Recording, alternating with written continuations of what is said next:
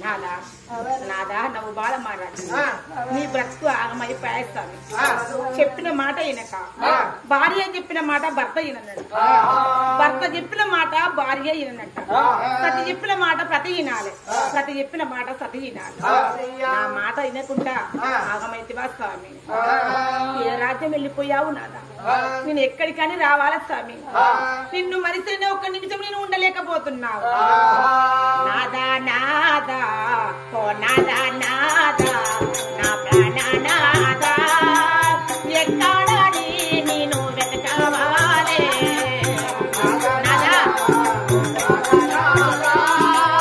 ఎక్కడని అందువన్నా పుట్టినాదా బ్రహ్మము కట్టిన నాని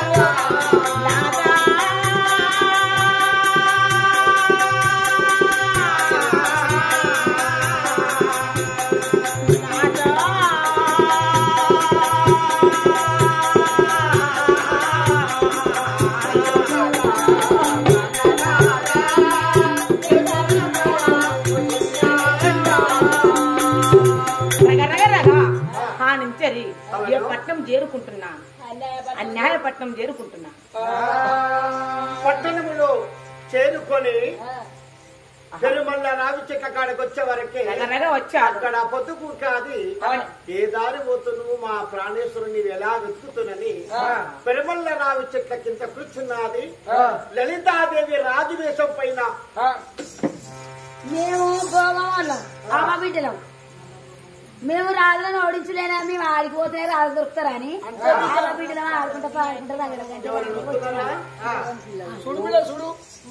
బాబా అప్పుడు వచ్చిన వీళ్ళకింత దేవుని సొమ్ముగా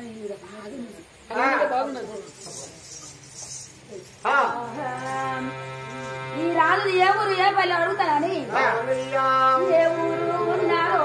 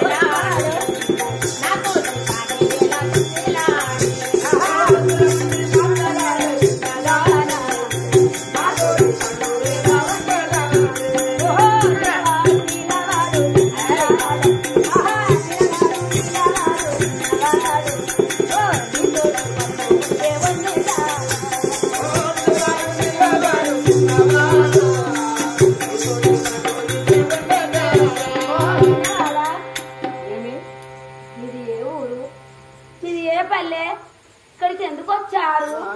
అయ్యయ్యో నాన్న నా వంక చూడరాడు పిల్లగా. నాది ఏ ఊరు అయితుంది, ఏ పల్లె అయితుంది, నాకు పెళ్లి కాకపోతుంది, పెళ్లి అయితుంది. నీకేమన్నా అవసరమా? తొవ్వలి పెరిగిపోతా, దారులు దాటిపోతాను. అన్యాయ పట్టములో పుణ్యానికి దోసుకుపోయే దొంగలున్నారు అని చెప్పడానికి వచ్చాము. కానీ మాకేంది నువ్వు ఏడపోతే మాకేంది? ఇక్కడ అయితే దొంగలు ఉన్నారు, ఇక కొద్దిగా అయితే చాలు. ఆడలు దొడ్డి పోతే కాంత ముంతల కాంచి ఎత్తుకపోతాను.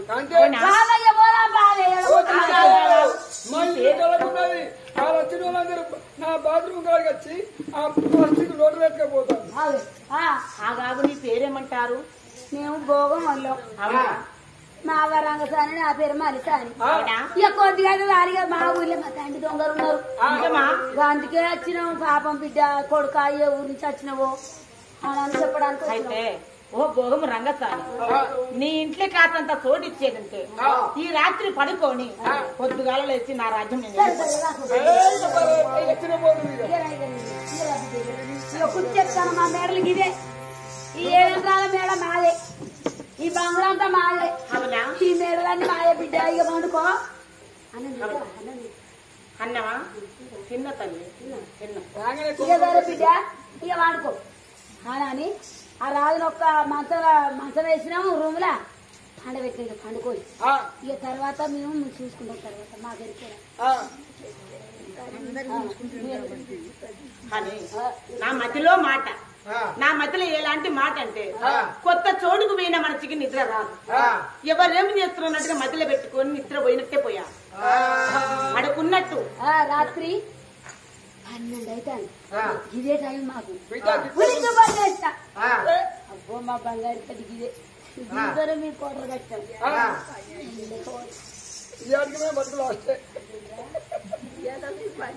అనుకున్నాడు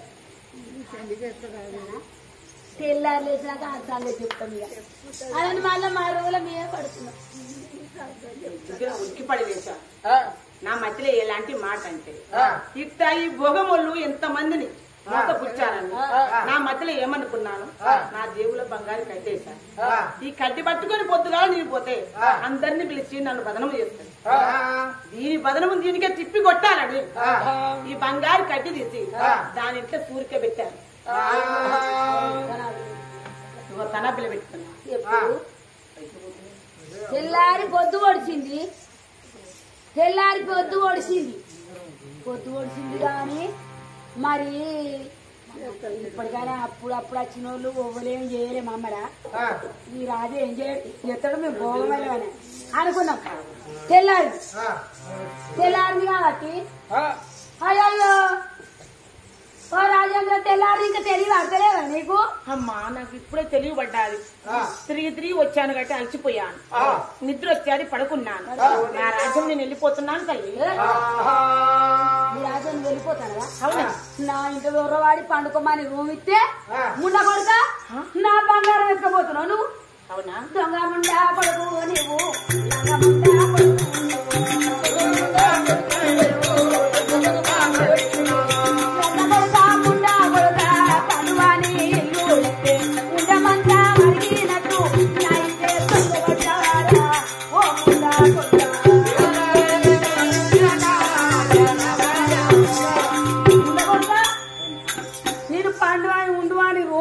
పాండవాని మాత్రం వేసిన తినువాని అన్నం పెట్టిన తిని పండుకోమంటే నా ఇంట్లో దొంగతనం పడి నా బంగారు కట్టేసుకపోతాను. బంగారు కట్టి నా మద్దతు పెడతావా? ఈ ఊళ్ళో ఎవరన్నా ఉన్నారా? ఉన్నాడు, మా ఊళ్ళో దేవయ్య ఉన్నాడు. ఆ దేవయ్యని పిలుచుకరా నా వద్ద. వాడికి దొంగ ఇద్దరం వెళ్ళిపోదాము. ఆ కొత్త రాజుని తీసుకొని వచ్చిన రాజుని తీసుకొని శంకర దేవయ్య దగ్గరికి పోవాలి. దేవ దేవ దేవ దేవ